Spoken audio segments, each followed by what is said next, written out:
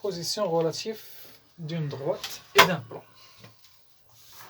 Donc on prend deux droites, ou bien une droite et un plan, une droite D qui est dirigée par un vecteur U qui passe par un point A, un plan P qui passe par un point B et qui est dirigé par deux vecteurs V et W. Alors je vais m'interroger sur la coplanarité des trois vecteurs, le vecteur U et V et W. On calcule le déterminant et je me pose une question, est-ce que les trois vecteurs sont collinéaires ou pas? Si le déterminant est nul, ils sont coplanaires. Si il est différent de 0, ils ne sont pas coplanaires. Donc dans le cas où c'est égal à 0, alors les deux droites, la droite D et le plan P sont parallèles. Et ça donne deux cas. Ou bien la droite elle est entièrement incluse dans le plan P, ou bien elle est loin du plan P, ça veut dire qu'elle est strictement parallèle au plan P. Et comment savoir, comment distinguer les deux cas? Je prends le point A qui appartient à la droite T et je vérifie son appartenance au plan P. Si A appartient au plan P, donc toute la droite elle est dans P, sinon la droite elle n'est pas dans P. Maintenant, dans le cas où delta où le déterminant est différent de 0, les trois vecteurs ne sont pas coplanaires et par la suite, la droite D n'est pas parallèle au plan P.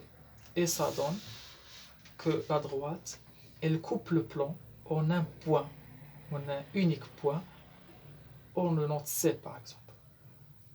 D'accord? Et pour pouvoir trouver les coordonnées de C, il faut résoudre un système qui est composé des données de D et de P, à savoir les équations cartésiennes ou bien les systèmes paramétriques.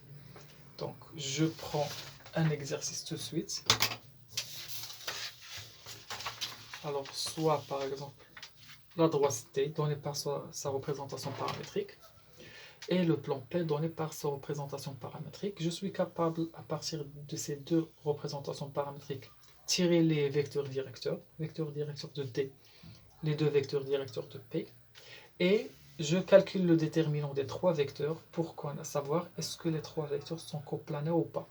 Ici, j'ai trouvé 12, différents de 0, donc les trois vecteurs ne sont pas coplanaires.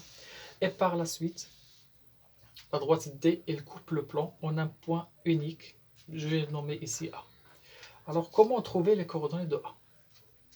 Alors, à partir de l'équation de la représentation paramétrique de P, je veux trouver l'équation cartésienne de P. Alors, le but, c'est d'éliminer toujours K et K'. Et il faut être astucieux. Ici, je remarque que j'ai pour la première ligne plus K et dans la deuxième ligne plus K et moins K'. Plus K', moins K'. Donc, je rajoute la première ligne à la deuxième ligne et comme ça, j'élimine K'. Donc, L1 plus L2 va me donner X plus Y est égal à 2 plus 1 et moins 3K plus K qui donne moins 2K. Et ça donne K égale à X plus Y moins 3 sur 2. Voilà, donc j'ai trouvé la valeur de K. Je remplace la valeur de K dans la deuxième ligne, par exemple. D'accord? Alors, ligne 2 va me donner que, en remplaçant la valeur de K par ça, donc la valeur de K, j'ai donc une équation où il y a seulement K'. Je mets K' donc de l'autre côté pour pouvoir calculer la valeur de K'. Donc maintenant, ayant la valeur de K et K', je les remplace dans la troisième ligne. D'accord? Donc troisième ligne, en remplaçant K et K', j'aurai une équation cartésienne où il y a seulement X, Y et Z. Donc après simplification, ça a donné ça. D'accord? Alors maintenant, qu'est-ce que je fais? Je résous un système, donc je résous un système où il y a les trois équations paramétriques de T plus l'équation cartésienne que je viens de trouver.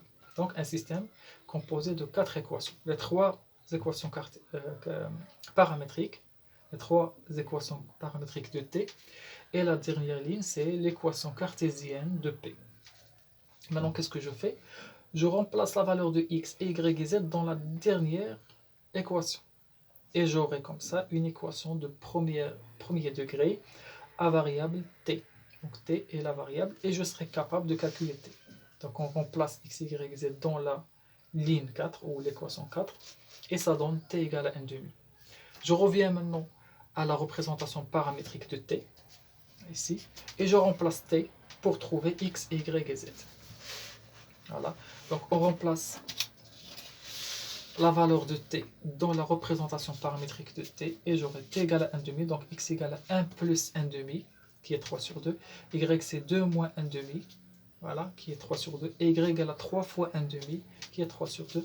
Donc le point d'intersection, c'est le point A, de coordonnées 3 sur 2, 3 sur 2, 3 sur 2.